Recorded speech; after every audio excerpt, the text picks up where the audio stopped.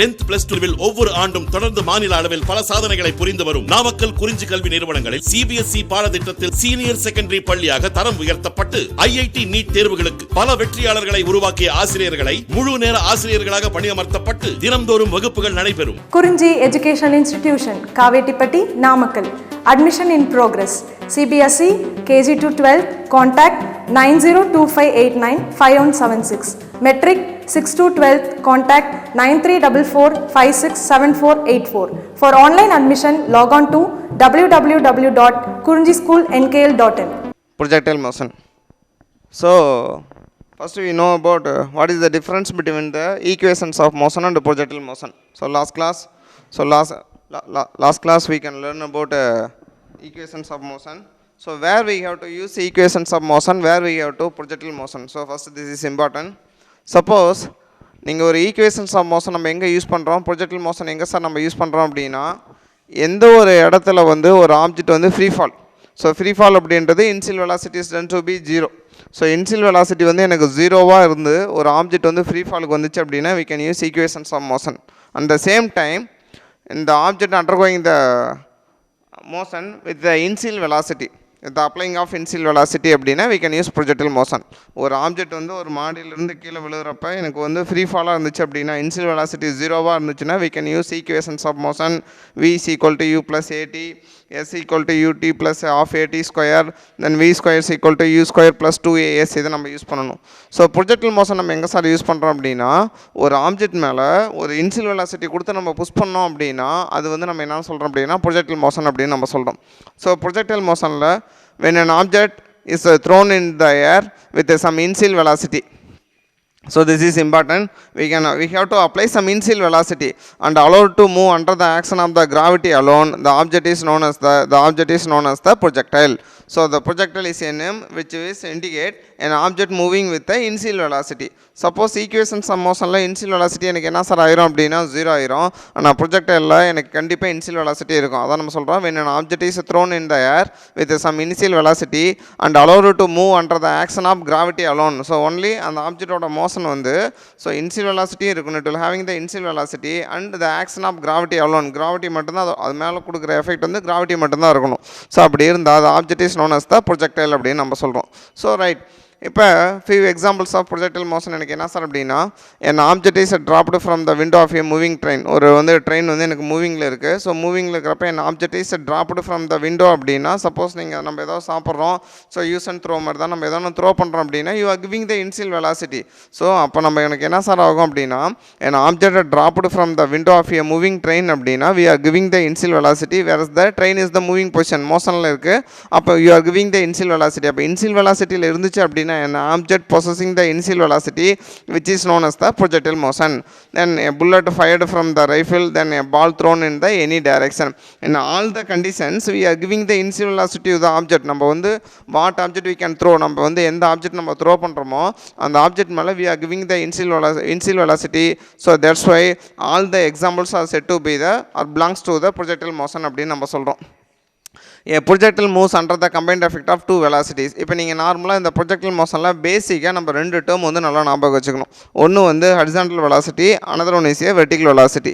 So horizontal velocity அப்படின்றது எனக்கு என்ன சார் அப்படின்னா, suppose if you are standing in top of the building, நீங்கள் வந்து ஒரு டாப் ஆஃப் த பில்டிங்கில் நீங்கள் நிற்கிறீங்க அப்படின்னா அந்த டாப் ஆஃப் த பில்டிங்கிலிருந்து நம்ம என்ன சார் பண்ணுறோம் அப்படின்னா ஸ்ட்ரெயிட்டண்டாக ஒரு லைன் வரைகிறோம். அதான் நம்ம வந்து நம்மளோட வியூக்கு ஐக்கு ஸ்ட்ரெயிட்டண்டாக ஒரு லைன் வரைகிறோம்.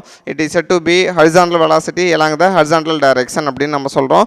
ஸோ யூனிஃபார்ம் வெலாசிட்டி இந்த ஹரிசாண்டல் டைரக்ஷன் அப்படின்னா அந்த இடத்துல there is no air resistance. நீங்கள் வந்து இதில் இருக்கிற எல்லா சர்க்கம்ஃபரன்ஸ்லையுமே ஏர் ரெசிஸ்டன்ஸ் எடுக்கக்கூடாது. So what is mean by the air resistance, when we are falling the ஒரு ஆப்ஜெக்ட் வந்து நம்ம ஒரு டாப் ஆஃப் த பில்டிங்லேருந்து ட்ராப் பண்ணுறப்ப so due to the air motion உங்களுக்கு என்ன சார் ஆகும் அப்படின்னா அதோட வெலாசிட்டி வந்து சேஞ்ச் ஆகும். ஸோ அந்த வெலாசிட்டி சேஞ்ச் ஆகிறது டியூ டு ஏர் அப்படின்றத யூ கேன் அவாய்ட், நீங்கள் வந்து அவாய்ட் பண்ணிக்கணும் நம்ம. ஸோ அப்போ ப்ரொஜெக்டில் எடுக்கிறப்ப நம்ம ரெண்டு டேர்ம் நல்லா ஞாபகம் வச்சுக்கணும். ஒரு வெலாசிட்டி வந்து horizontal velocity, another one is a vertical velocity அப்படின்னு நம்ம சொல்கிறோம். So horizontal velocity it will acting in the horizontal direction, whereas the vertical velocity it will acting in the vertical direction. So இதில் என்ன இப்போ horizontal velocity okay, vertical velocity okay. So இப்போ இதில் என்ன நம்ம மெயினாக ஞாபகம் வச்சுக்கணும் அப்படின்னா, you are taking horizontal velocity always be a constant. Horizontal வெலாசிட்டியை நீங்கள் எப்போவுமே எனக்கு என்ன சார் எடுத்துக்கணும் அப்படின்னா கான்ஸ்டன்ட் அப்படின்னு எடுத்துக்கணும். ஸோ ஹரிசாண்டல் வெலாசிட்டி கான்ஸ்டன்ட் அப்படின்னா horizontal acceleration 0. Why because formula for the accelerations equal to change in velocity by time அப்படின்னு நம்ம சொல்கிறோம். இங்கே வந்து ஹரிசாண்டல் வெலாசிட்டி கான்ஸ்டன்ட் அப்படின்னா ஹரிசாண்டல் வெலாசிட்டி கான்ஸ்டண்ட்டாக இருந்துச்சுன்னா ஆக்சலரேஷன் வந்து 0 ஆயிரும். ஸோ அப்போ ஃபஸ்ட்டு கண்டிஷன் என்ன, நார்மலாக we are having the two velocity while the object moving in the projectile motion. So first one is the horizontal velocity, another one is a vertical velocity. So horizontal velocity அப்படின்றது it will acting in the horizontal direction which is always constant. அது எப்போவுமே எனக்கு என்னவாக இருக்கும் அப்படின்னா கான்ஸ்டண்ட்டாக இருக்கும். தென் acceleration, horizontal acceleration வந்து எனக்கு என்ன சார் அப்படின்னா 0. ஹரிசாண்டல் ஆக்சலரேஷன் வந்து எனக்கு என்ன சார்னா 0.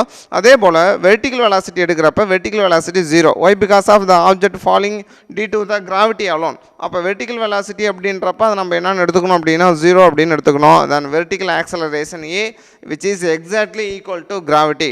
So in some of the time we are taking G value வந்து G is equal to 9.8 meter per second square. In some of the times G ஓட value we are taking 10 meter per second square அப்படின்னு நம்ம எடுத்துக்கிறோம். So அப்போ வந்து என்ன concept நம்ம ஞாபகம் வச்சுக்கணும், ஒன்று வந்து எனக்கு என்ன சார் அப்படின்னா horizontal velocity. So horizontal velocity வந்து எனக்கு என்ன சார் அப்படின்னா கான்ஸ்டன்ட்டு. ஸோ ஹரிசாண்டல் ஆக்சலரேஷன் வந்து 0. வெர்டிக்கல் வெலாசிட்டி வந்து எனக்கு என்ன சார் அப்படின்னா 0. ஸோ வெர்டிக்கல் ஆக்சலரேஷன் வந்து அப்படியே வந்து வைஸ் வர்சான்னு வச்சுக்கிங்க. அங்கே வந்து ஹரிசாண்டல் வெலாசிட்டி வந்து கான்ஸ்டன்ட், இங்கே வந்து வெர்டிக்கல் ஆக்சலரேஷன் வந்து கான்ஸ்டன்ட். அங்கே ஹரிசாண்டல் ஆக்சலரேஷன் 0, இங்கே வந்து வெர்டிக்கல் வெலாசிட்டி வந்து எனக்கு என்ன சார் அப்படின்னா 0.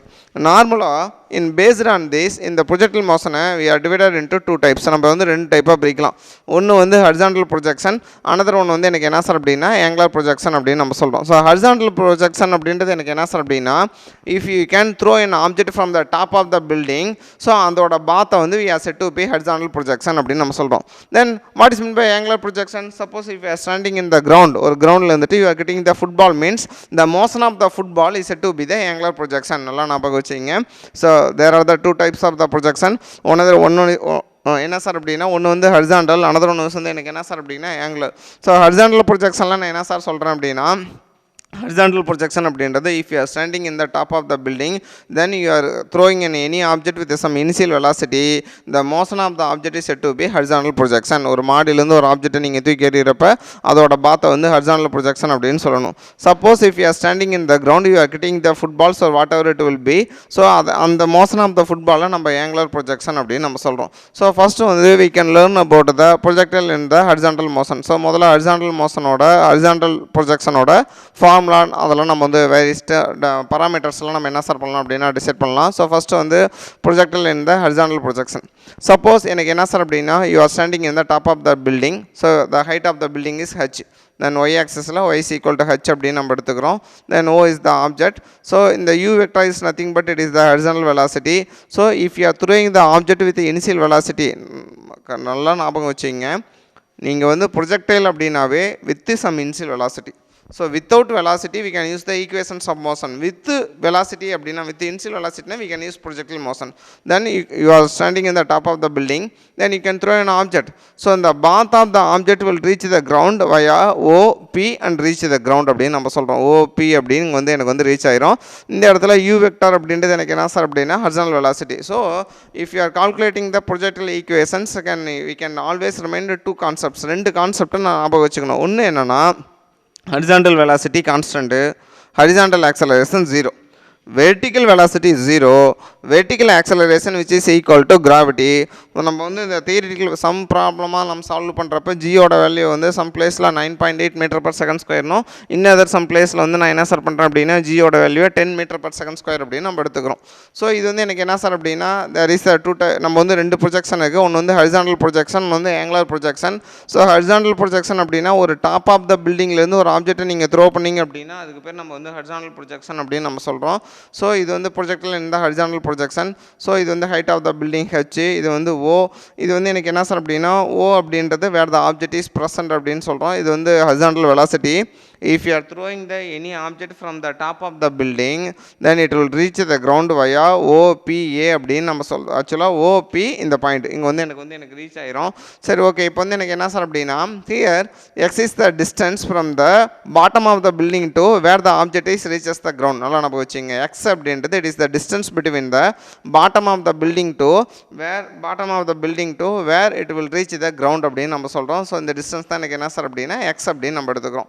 ஸோ அப்போ வந்து எனக்கு என்ன சார் அப்படின்னா எக்ஸ் ஆக்ஸில் with depending upon the time x y ஆக்சிஸில் ஒய் ஆஃப் த டி வந்து எனக்கு எவ்வளோ சார் அப்படின்னா ஒய் அப்படின்னு நான் எடுத்துக்கிறேன். சரி ரைட். இப்போ வந்து எனக்கு என்ன சார் அப்படின்னா முதல்ல ஹரிசாண்டல் டைரக்ஷனில் வெலாசிட்டி கண்டுபிடிப்போம். Then motion along the horizontal direction. Motion along the horizontal direction, you already know velocity will be the constant, acceleration will be the 0.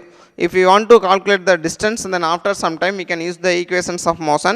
S equal to ut plus 1 by 2 at square. Then S is nothing but the distance covered by the object during its motion. Here S is replaced by x. Then ux is nothing but it is denote the horizontal velocity. Why? Because here x is the horizontal axis. So horizontal velocity which is denoted in the form of ux. Suppose if you are taking the vertical velocity, here vertical axis is y, then vertical velocity is known as the uy அப்படின்னு நம்ம சொல்லுவோம். So ux is nothing but horizontal velocity, then uy is nothing but vertical velocity, then 1 by 2 at square. So you already know, I already said many times. So horizontal velocity is constant, but horizontal acceleration is 0. So horizontal acceleration வந்து எனக்கு 0வா இருந்துச்சு அப்படின்னா then 0 into anything in 0 அந்த term 0 ஆயிரும். மீதி எனக்கு என்ன sir இருக்கும் அப்படின்னா x is equal to ux into t, then total displacement along the x axis which is equal to the velocity in the horizontal velocity into time taken. இது ரெண்டையும் நீங்கள் மல்டிப்ளை பண்ணிங்க அப்படின்னா then you can calculate the total value which is nothing but velocity is equal to displacement in time, then displacement is equal to velocity in time. அதே formula தான் இங்கே obtained ஆயிருக்கு. acceleration 0. why? Because of if you are going to calculate the horizontal velocity is a constant, but வந்து horizontal acceleration வந்து எனக்கு என்ன sir ஆயிரும் அப்படின்னா 0 ஆயிரும். in next term நம்ம என்ன சார் பண்ணுறோம் அப்படின்னா we can calculate the downward direction. Downward direction is nothing but vertical velocity. நான் எதான் சார் எடுக்கிறேன் அப்படின்னா வெர்டிகல் வெலாசிட்டி எடுக்கிறேன். So vertical velocity already no vertical velocity 0. Why? Because of நம்ம டெஃபினேஷனில் என்ன பார்த்தோம் அப்படின்னா when the object undergoing the projectile motion, the motion of the object due to the gravity alone, gravity மட்டும் தான் எடுத்துக்கிறீங்க, then you need not to calculate the vertical velocity, you can calculate the horizontal velocity only. நம்ம horizontal மட்டும்தான் எடுக்கணும், vertical velocity நம்ம எடுக்கக்கூடாது. So then motion along the downward direction which is nothing but we have to calculate the vertical velocity because first of all we are calculating the horizontal velocity, then next we can calculate the vertical velocity by the theoretical concept. So vertical velocity is taken as 0, but a vertical acceleration which is equal to gravity. Why? Because of in projectile motion the object moves along gravity alone. So that's Y A is equal to நான் என்ன sir சொல்கிறேன் அப்படின்னா G அப்படின்னு சொல்கிறேன். So இது வந்து எனக்கு என்ன சார்னா u i is equal to 0, a is equal to g அப்படின்னு நம்ம எடுத்துக்கிறோம். ஸோ தென் இந்த ஃபார்முலாவில் நீங்கள் சப்ஸ்டிட் பண்ணுங்கள். எஸ் ஈக்குவல் டு எனக்கு என்ன சார் அப்படின்னா யூடி ப்ளஸ் 1 by 2 ஏடி ஸ்கொயர் அப்படின்னு நம்ம சொல்கிறோம். Then you which is nothing but vertical displacement எல்லாம் நம்ம வச்சுங்க. இங்கே வந்து ஹரிசாண்டல் டிஸ்பிளேஸ்மெண்ட்டை எக்ஸ் அப்படின்னு எடுத்துக்கிறோம், இங்கே வந்து வெர்டிக்கல் டிஸ்பிளேஸ்மெண்ட் வந்து Y. Then U Y is nothing but the velocity of the object along the vertical direction into t plus 1 by 2 at square. So we already know if you are going to calculate the vertical velocity, the value of vertical velocity is 0, then uy is 0. then uy வந்து எனக்கு 0 ஆனிச்சு அப்படின்னா by rearranging the equation இந்த term 0 ஆயிரும். then y is equal to 1 by 2 at square. in some of the term which can alter, இது வந்து alter நம்ம எப்படி சார் யூஸ் பண்ணுறோம் அப்படின்னா y is equal to 1 by 2 gt square. why? Because of a is equal to நம்ம g அப்படின்னு நம்ம சொல்லுவோம். அப்போ at square அப்படின்னு நம்ம சொல்லலாம், இல்லாட்டின்னா எனக்கு என்ன சார் அப்படின்னா gt square அப்படின்னு நம்ம சொல்லலாம். சரிங்களா? then 1 by 2 g into instead of t square. So இப்போ இந்த ஃபார்முலா எடுங்க பார்ப்போம். இது வந்து ஹரிசாண்டல் டிஸ்பிளேஸ்மெண்ட்டு, இது horizontal velocity, இது வந்து time. So by rearranging the equation t is equal to x by u அப்படின்னு சொல்கிறோம். then t is equal to x by ux அப்படின்னா t square is equal to x square by ux square. then அப்போ வந்து எனக்கு என்ன sir அப்படின்னா 1 by 2 g into instead of t squareக்கு பதிலாக x square by ux square நல்லா ஞாபகம் வச்சிங்க. 1 by 2 at square. in some of the time the formula can be rearranged as 1 by 2 gt square. then g is the constant, but we can calculate, we already know the value of time. So x is equal to ux into t.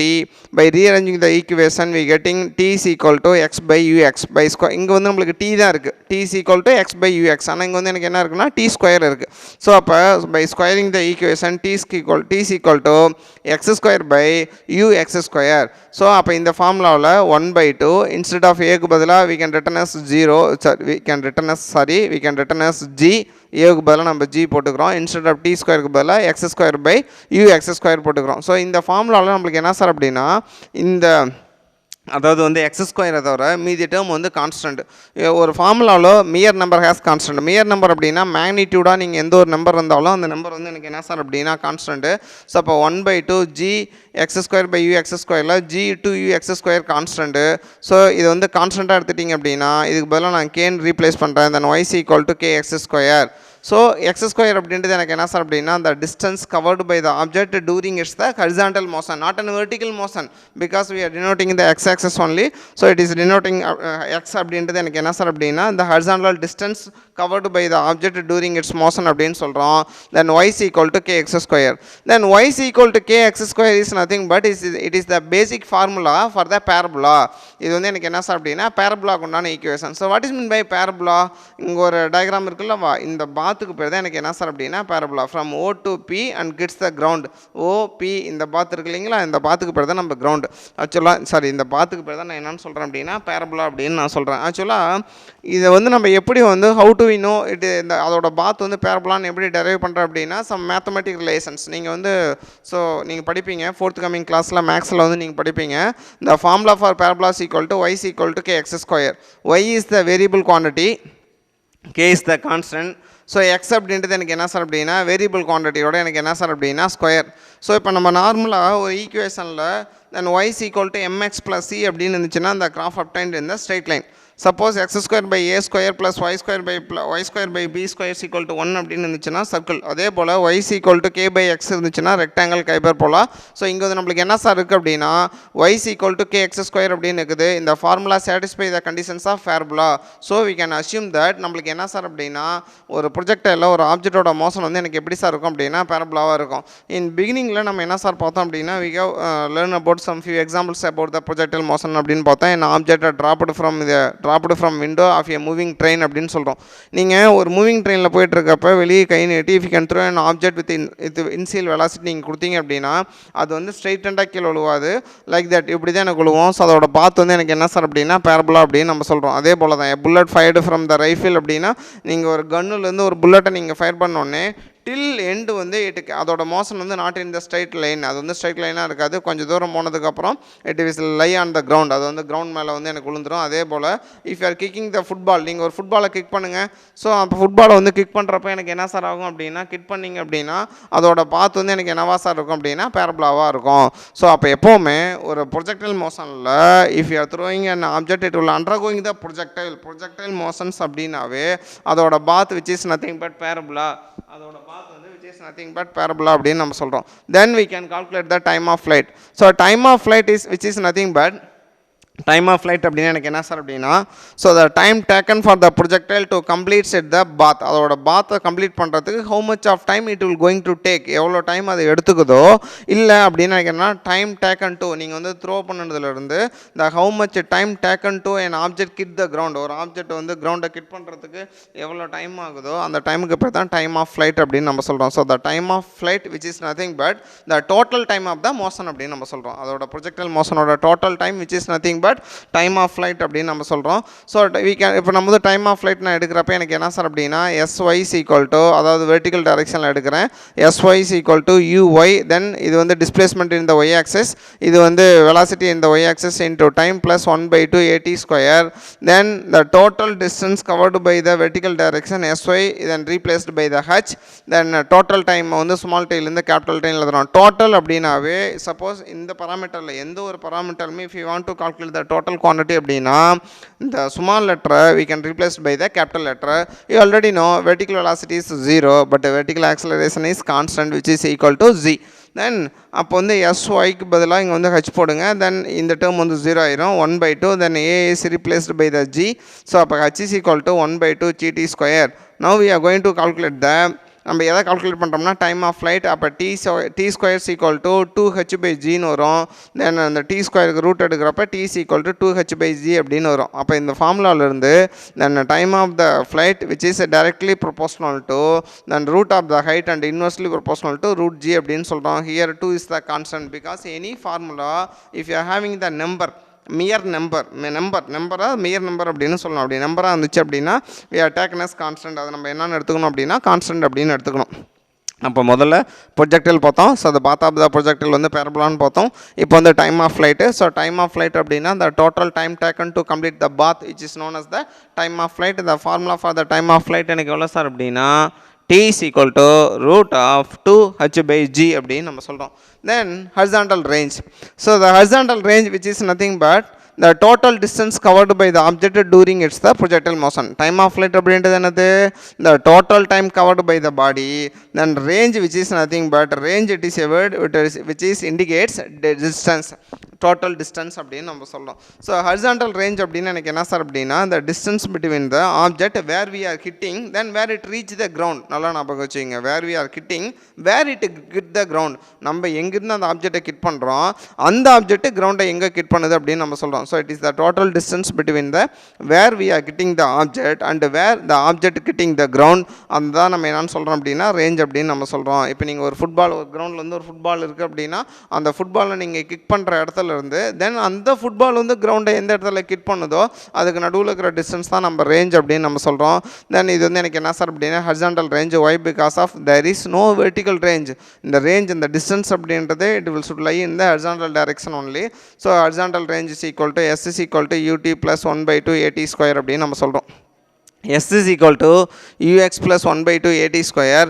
இந்த இடத்துல so இது வந்து total distance is covered by the object. அதோட motion வந்து நான் ரேஞ்சை வந்து we are denoting in the capital R. Then you already know, so ux which is nothing but horizontal velocity. Then horizontal velocity வந்து கான்ஸ்டண்ட்டாக இருக்கிறதுனால ux is replaced by u, but you already know horizontal acceleration is 0. Why? Because of horizontal velocity வந்து constant. The formula for acceleration is equal to change in velocity by time. So அப்போ வந்து எனக்கு என்ன sir அப்படின்னா by differentiation acceleration வந்து 0 ஆயிரும். Then இந்த ஃபார்முலாவில் instead of sx we can replace by the r. Then ux is replaced by the u. The total time is t. அப்போ the formula for range வந்து எனக்கு என்ன சார் அப்படின்னா r is equal to எனக்கு என்ன sir அப்படின்னா velocity into time which is nothing but displacement which is equal to velocity into time. நல்லா ஞாபகம் வச்சுங்க. இந்த range அப்படின்றது which is nothing but displacement or distance அப்படின்னு நம்ம சொல்லலாம். அப்போ distance is equal to velocity into time அப்படின்னு நம்ம சொல்கிறோம். So you already know the formula for time. So you can calculate earlier t which is nothing but the time of flight which having the formula then root of 2h by g அப்படின்னு நம்ம சொல்கிறோம். So அப்போ வந்து t is equal to 2h by g அப்படின்னா then r is equal to u into tக்கு பதிலாக எனக்கு என்ன sir அப்படின்னா 2h by g அப்படின்னு சொல்கிறோம். then range of the object which is directly proportional to how u which is nothing but எனக்கு என்ன சார்னா velocity, horizontal velocity, and range of the object which is directly proportional to horizontal velocity and inversely proportional to the root of the gravity அப்படின்னு சொல்கிறோம். here h is nothing but the height of the building. So நம்ம வந்து ஒரு பில்டிங்கோட டாப்லேருந்து நம்ம draw பண்ணுறோம். ஏன்னா நம்ம வந்து ஹரிசாண்டல் ப்ரொஜெக்ஷன் தான் நீங்கள் பார்க்குறோம். நல்லா ஞாபகம் வச்சுங்க.